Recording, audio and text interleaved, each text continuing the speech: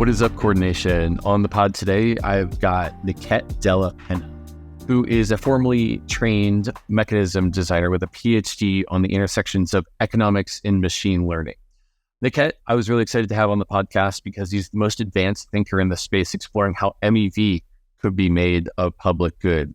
So basically, on this pod, we cover what is MEV.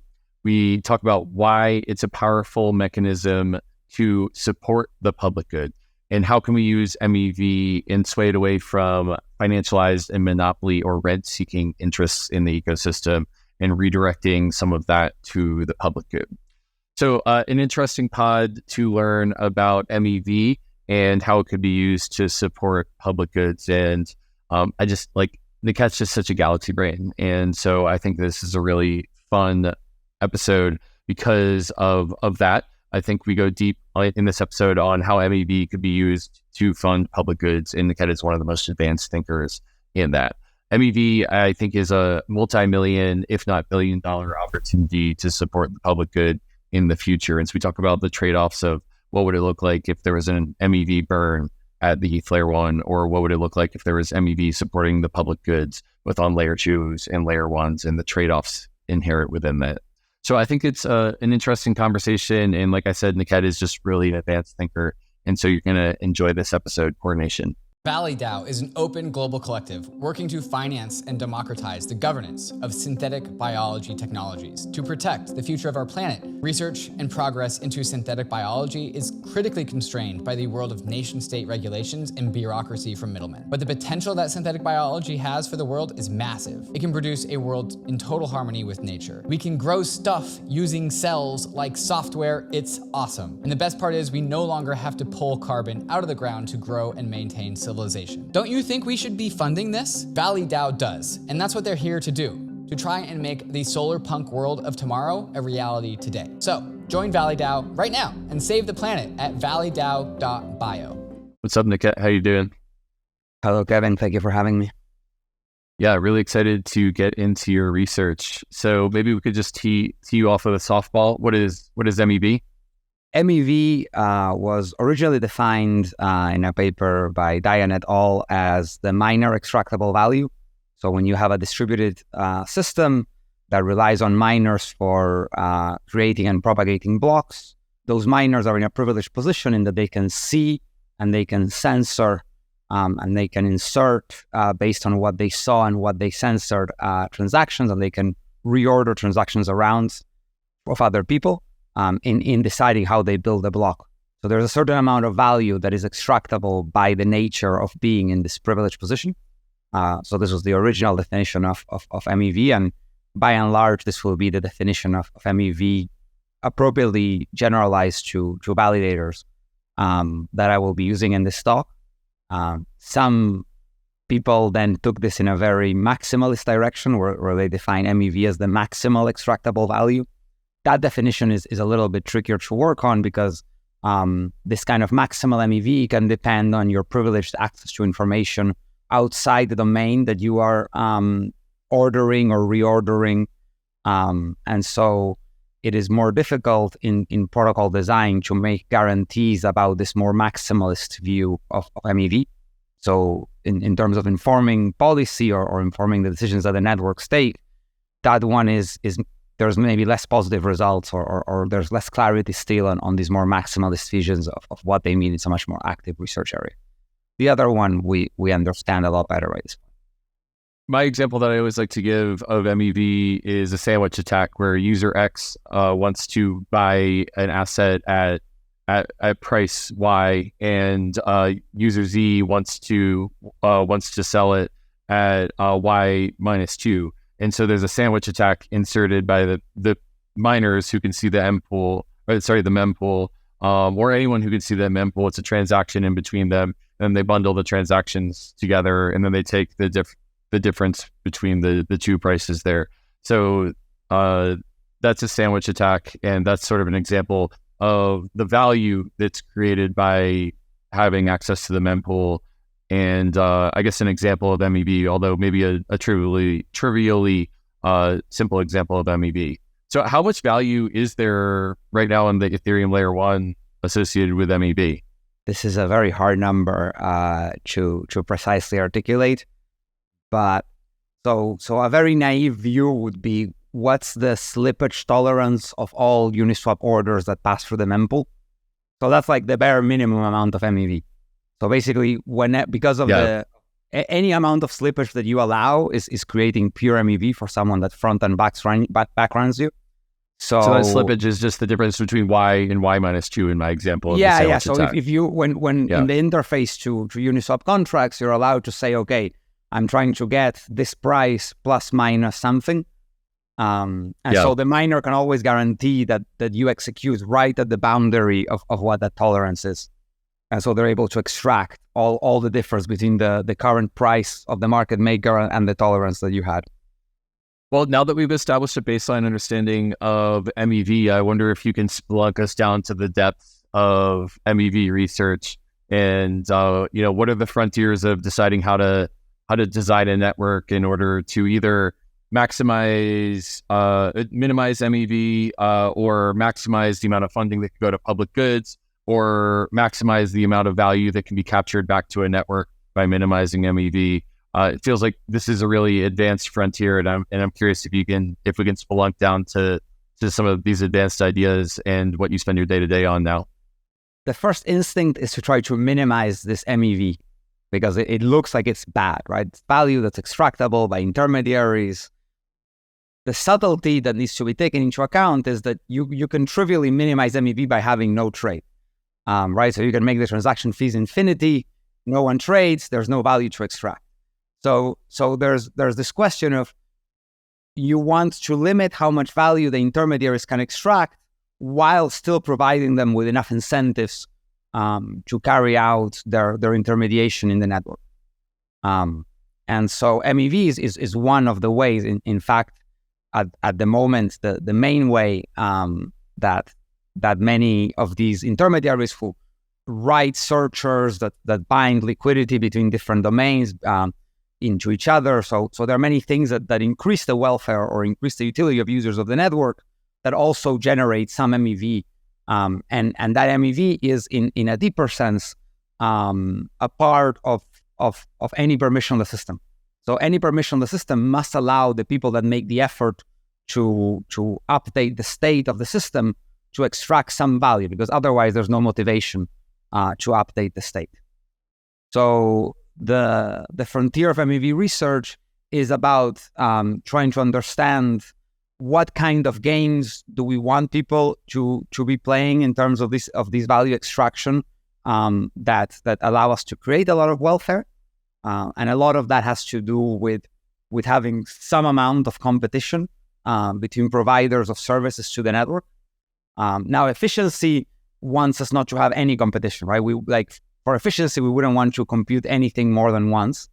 For robustness and incentive compatibility and decentralization, we would like to have maximum duplication. So we would like everyone to compute everything. And a lot of MEV research is in high-speed systems and low latency systems. It's very difficult to have everyone compute everything. You pay huge performance penalties. In systems with a very centralized actor, it's very hard to check that they're not extracting too much. It's very hard to constrain the amount of extraction that they're able to carry out. And so a lot of current research is trying to understand what are the problems where we can constrain the actors that are extracting value as intermediaries in ways that still allow for welfare enhancing measures. So for example, so in different networks, people use different nomenclature.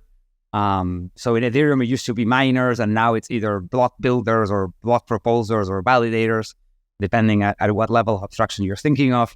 Some of the more emergent networks use the notion of solvers. So in the sense that, users of the network have some intention, and the solvers are helping solve the problem of matching the intentions on both sides to each other. So that's their intermediation role that they're solving for, and so we're trying to create incentives for them to solve well. A lot of the boundary right now, which is where this starts to get fairly spicy fairly fast, is which applications should be privileged. So if you're privileging applications that look a lot like equities trading, maybe like a very unregulated equities market, you're going and those same assets can also be traded in centralized exchanges. You have a very difficult problem. You've set up a very difficult problem for yourself, because you're at an inherent disadvantage in terms of the amount of computational effort that is going to be required, and the communication complexity of that effort that's going to be required in the decentralized versus the centralized setting, right? So you're never going to be able to run an order book with the same latency as like a very large centralized exchange that shall remain nameless, unless you have your cluster of compute as centralized as they do, right? Because a lot of that is just going to be, if it's mostly microprocessor to L2 cache of the microprocessor on the same die latency, that's determining how quickly you can run those order books, which is in fact the case, because the order book is a relatively small object and you care a lot about it, so you can basically fit it entirely in the cache of the processor. It's going to be very hard for the centralized system to compete directly there. So a lot of it has to do with what kind of specifics of the application like require the decentralization, or the decentralization provides real leverage, and leveraging those for finding ways of constraining the mediation.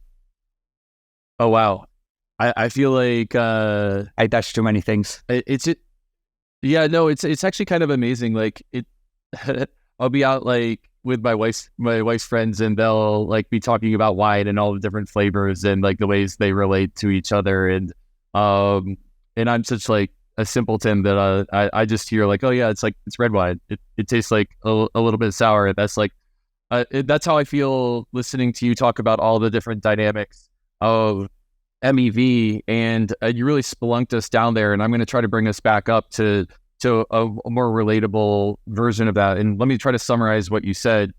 So there's money to be made by having a privileged spot in the system where you can execute transactions, insert transactions in between other transactions. And like the old Wall Street way of doing this would just be to be close to the data center, to be close to the compute.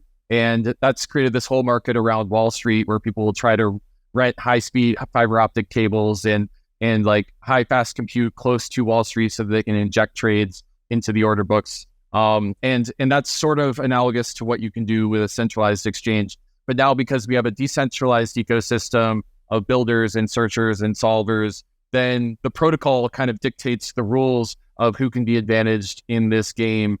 And so a lot of what I heard in sort of like the beautiful description of the wine that we're cooking up here is, how do we decide what is even the values of the Ethereum network or different Ethereum networks to and who do we want to have these privileged positions, and should the privileged positions should the value that's created there go back to the protocol, or should it go to public goods? There's kind of differing values about how we should build the protocol. So I just tried to play that back in more relatable terms for the audience. Let me know if I got close at all. Yeah. I think you got close. I think there's a couple of things that are worth emphasizing. One of them is, if you want to design a permissionless system, you're going to have some amount of value that is extracted by the mediators. So this is like an inescapable property. So this is not the case necessarily in a very centralized system. You could use kind of in MEV, they're usually called out of domain. So you could use legal contractual constraints to try to reduce it much more aggressively in the centralized domain. So the centralized domains, because they have these other ways of enforcing things onto their mediators, they're playing a more expressive game. So you're already at a disadvantage in terms of, in the decentralized permissionless setting, you can only ask people to do what you can verify while staying decentralized. In the centralized setting, they can verify, admittedly the lawyerly cost of doing so eventually get a bit expensive, but you can verify much more, right? Because you can go out of the domain to verify what's inside the domain. So by having recourse to courts and so forth.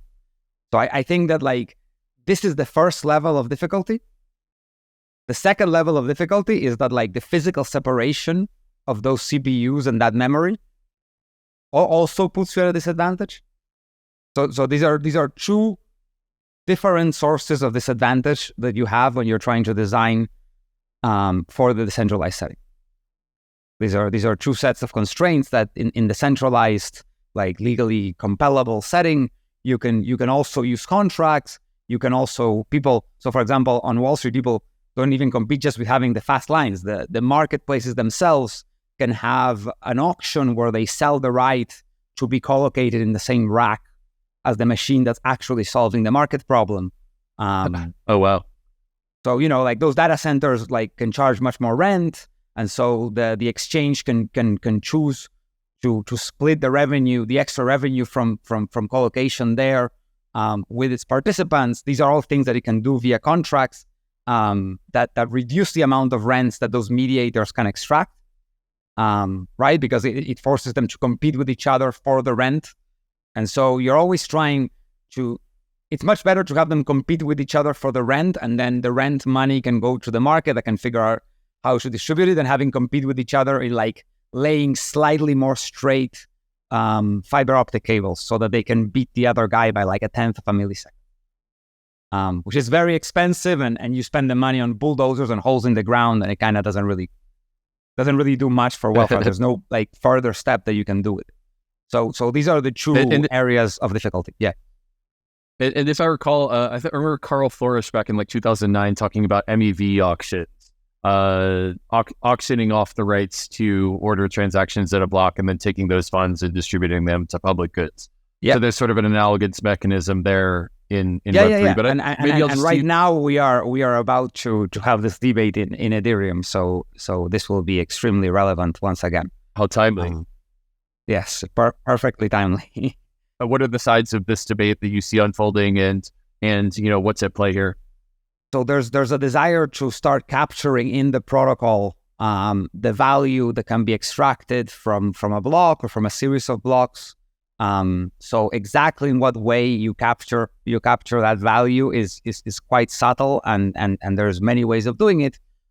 But let's black box that part of the conversation for now. That gets very technical very fast. And let's say, okay, you have some kind of auction, some Ethereum version of the analogous auction of the data centers in the solver rack. And so now people that can extract MEV have to compete with each other for having this slot, and the way that they compete is by paying for the right to do so. And now there's a question of what to do with the source of revenue. So in 1559, there have been some proposals, or at least like the idea had been floated that it could be used to pay for public goods.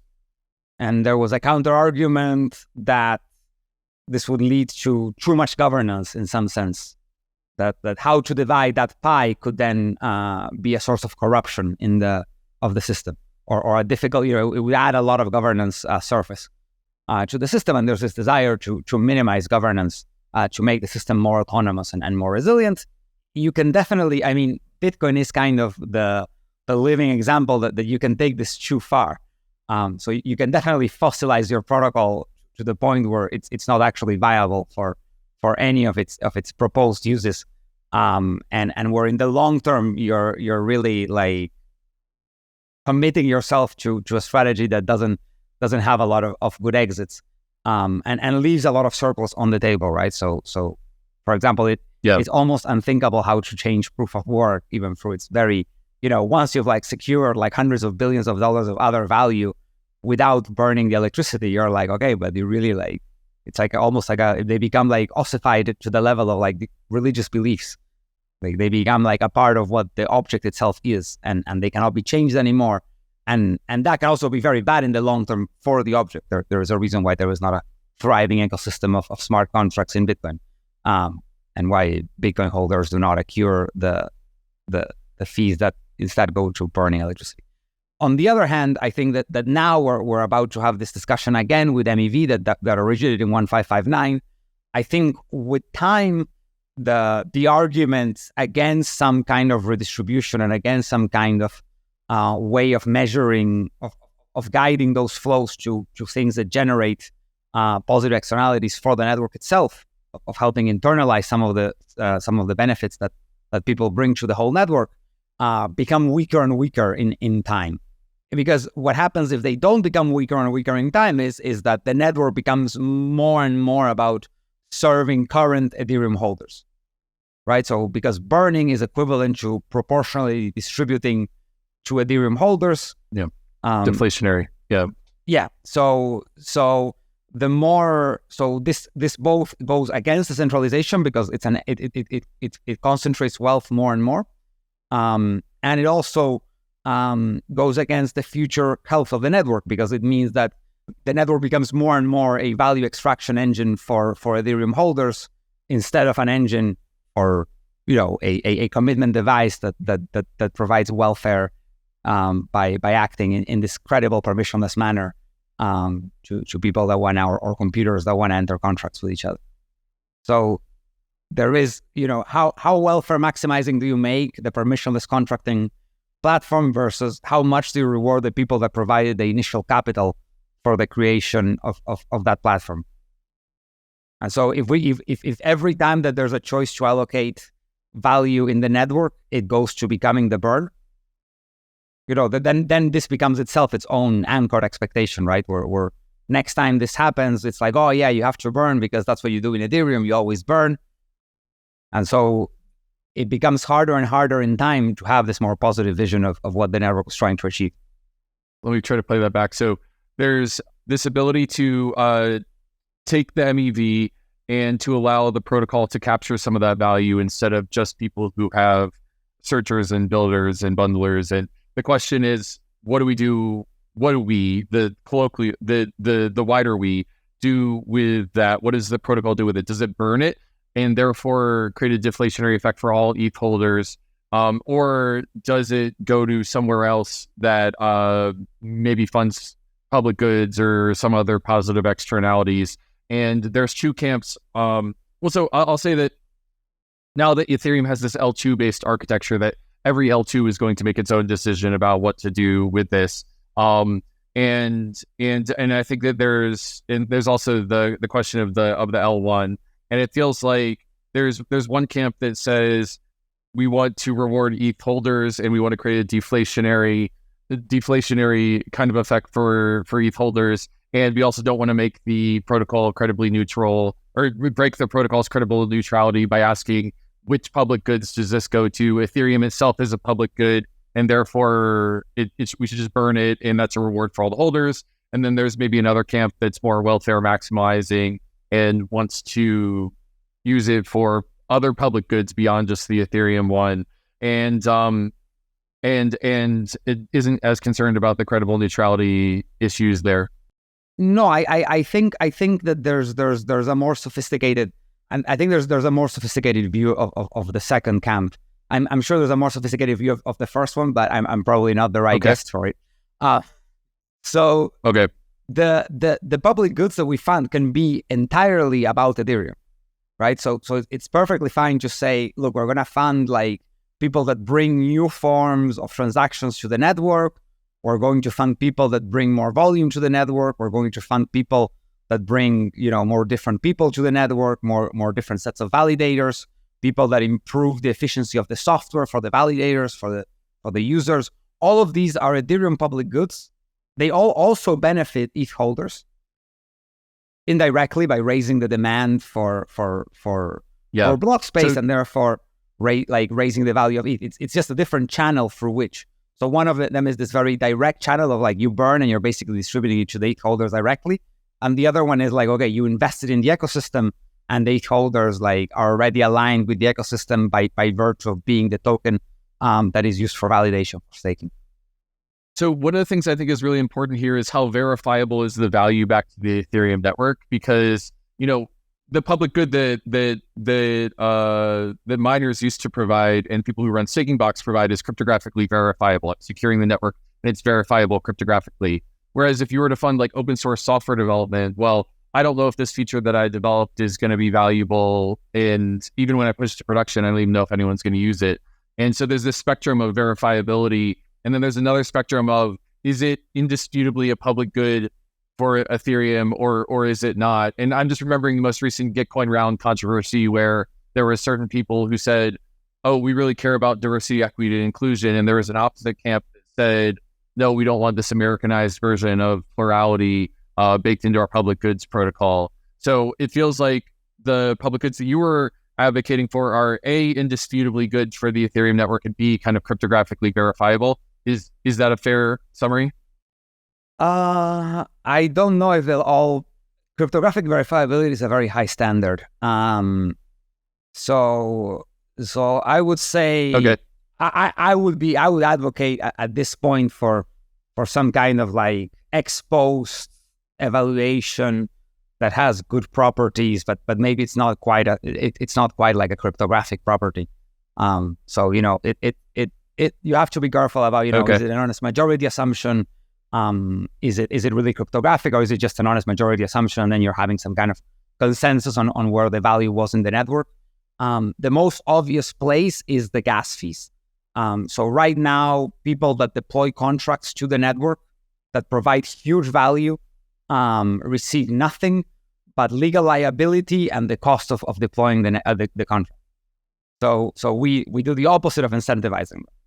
And to some extent, contracts that people paid a lot of gas for using, there's the problem of people kind of like wash trading their own contracts. But as long as you're giving less than the amount of gas that was spent on the contract, that's much less of a concern, right? Because so there's various ideas for gas rebates, which work as maybe, let's call them the gentlest form of public goods funding, where there it becomes really evident that at the moment these must be outrageously under-provisioned relative to the efficient frontier, right? Like if I don't pay for something, then I have to expect that, and there's no way for the person building it to benefit from it because it's a pure public good. So any contract that doesn't charge fees, like right now, this creates wealth for validators because it increases the demand for block space. It creates wealth for ETH holders. It creates wealth for users. It creates wealth for everybody except the guy that deploys the contract. And perversely, the guy who deploys the contract is the legally liable party for the behavior of the contract. So not only is there, and many such contracts have, right, for them to be efficient, they kind of have to be like feeless. So there's a real desire to have contracts that mediate and don't take a chunk, right? So for example, the wrapped ETH contract. Everybody wants to coordinate on one wrapped ETH contract. It doesn't really matter which wrapped ETH implementation it is as long as it's correct. But it can't possibly be one that's charging fees. So right now, this very basic public good of the network, there is no good way of funding it in protocol. So you have to rely on being able to play some like socioeconomic game, to like bundle it with something else, or to ask for grants in the appropriate way.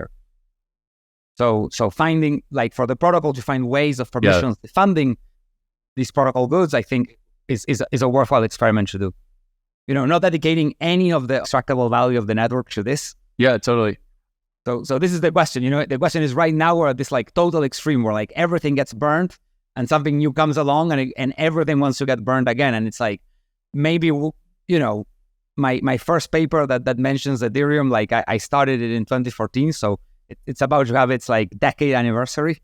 So, maybe after a decade, we can afford like some amount of experimentation in how we pay for this stuff.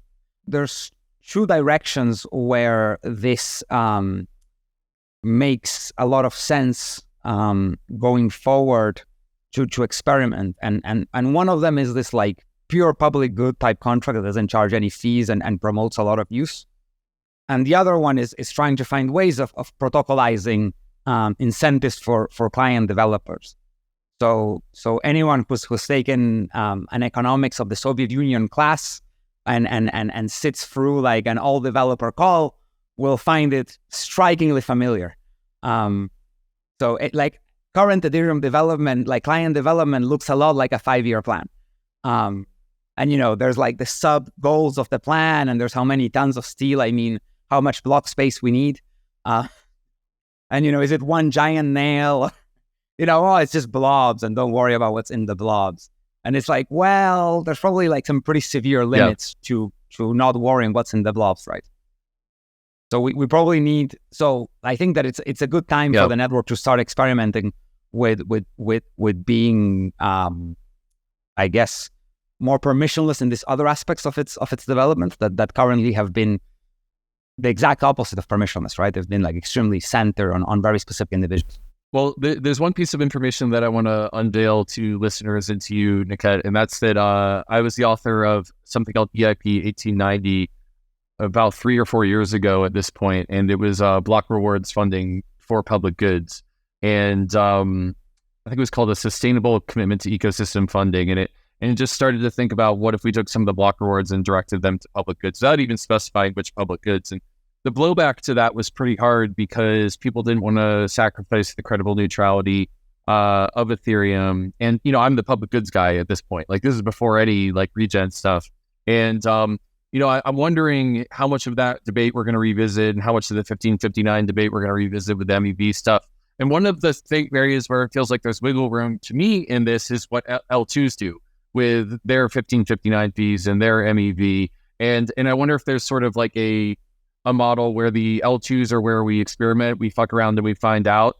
And then the L1 is really where there's the most fees and the most ossified protocol. And I'm curious what we can learn from the 1890 debates and then also the 1559 debates. But also, I wonder if you think that the L2s might be a little bit of wiggle room here, and in which exact camp you find yourself in.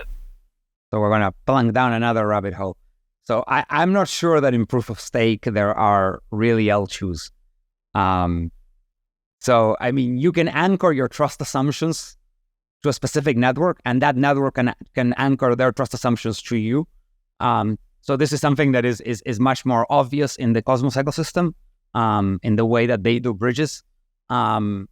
Ethereum has had this kind of like almost Microsoft-esque desire not to provide interoperability in the places where it's currently dominant. So there's people had to really, people eventually pulled it off. I know Succinct Labs has a two-sided bridge. I think there's a couple of others coming up online, but the amount of technical wizardry that had to be deployed to do these things in the ZK way without like any updates to Ethereum was really rather unnecessary. Ethereum could have chosen to provide the facilities, to put more effort into providing the facilities to make verification of the state of the chain from a different chain more straightforward, and many other chains did it.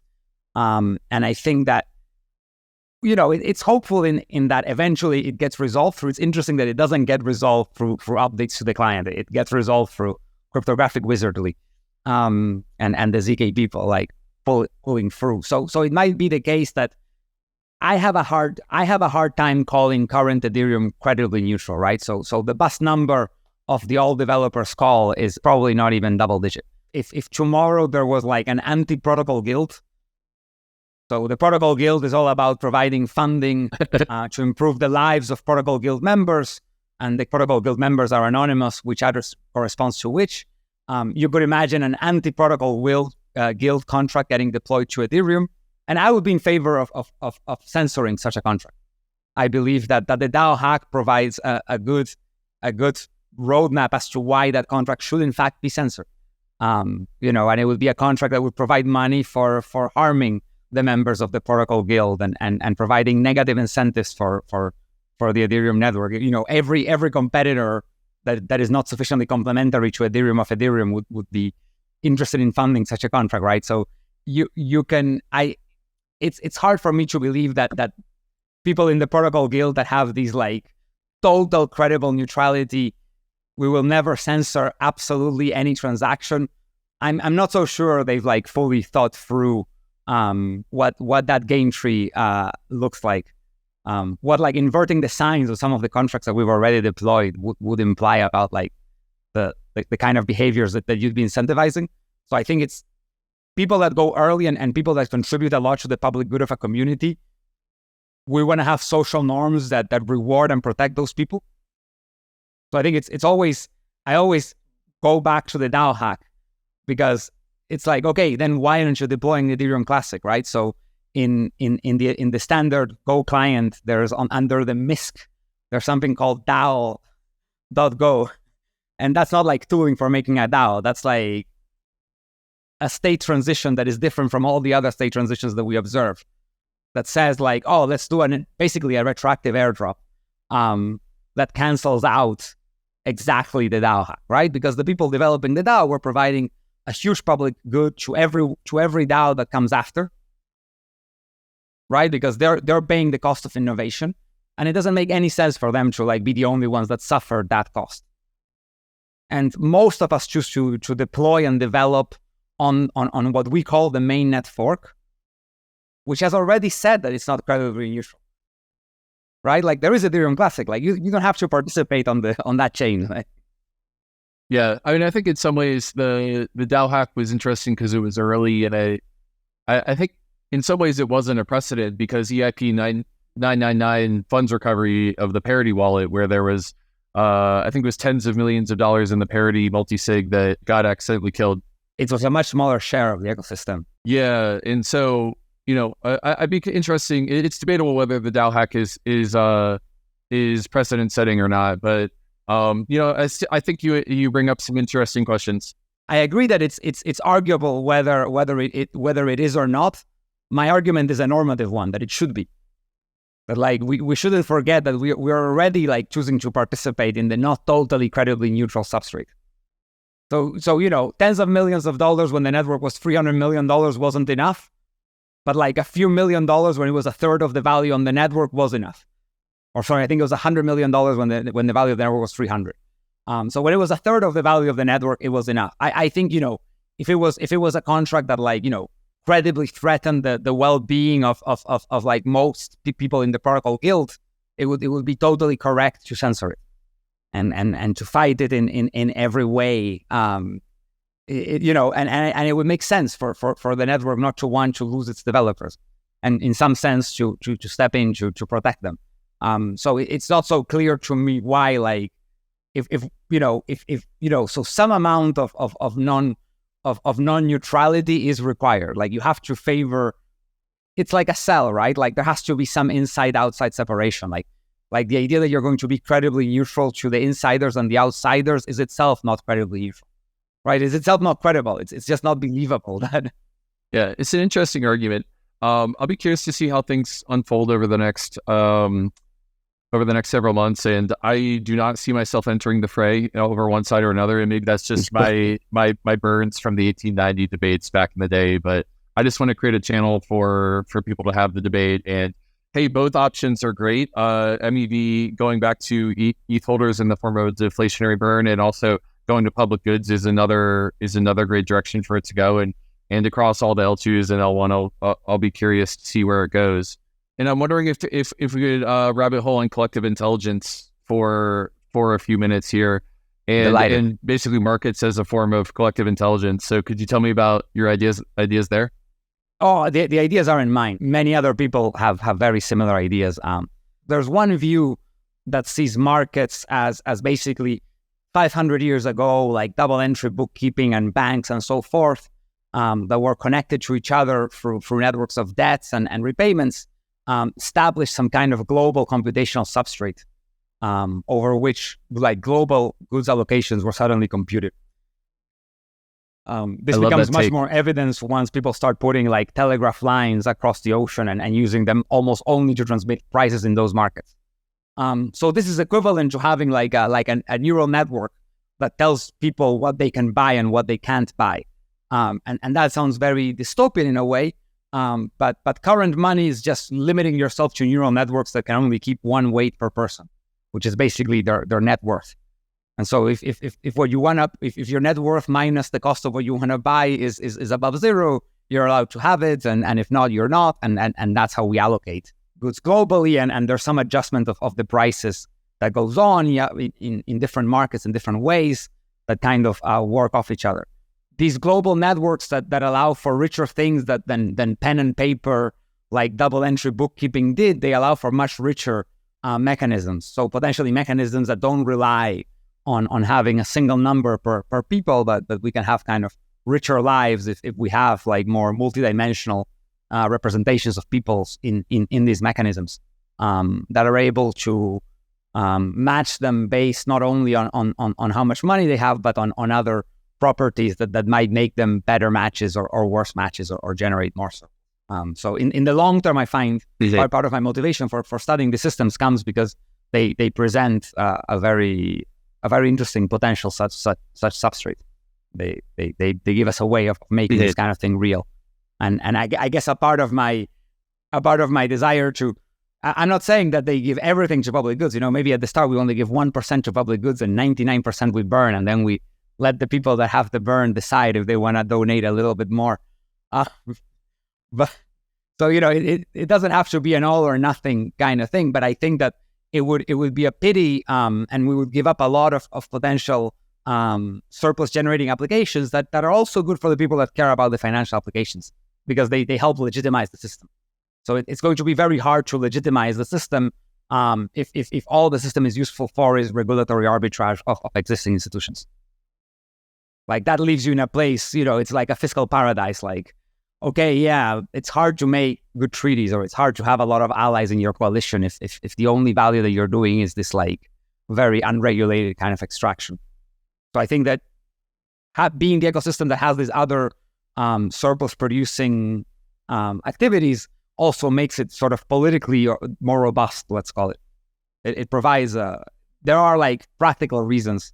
So I was trained as an economist, which probably shows, in that I'm always trying to appeal to people's greed.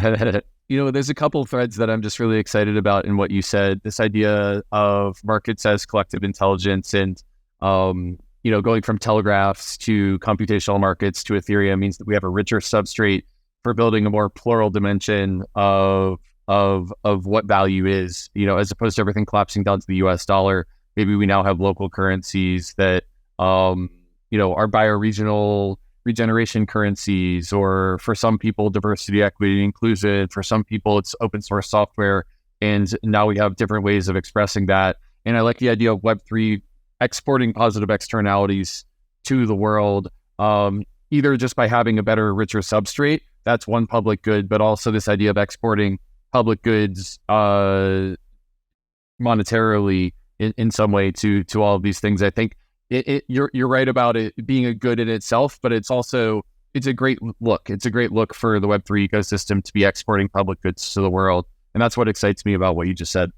If the argument is convincing to the people that only care about greed, it's like that much more convincing to everybody else.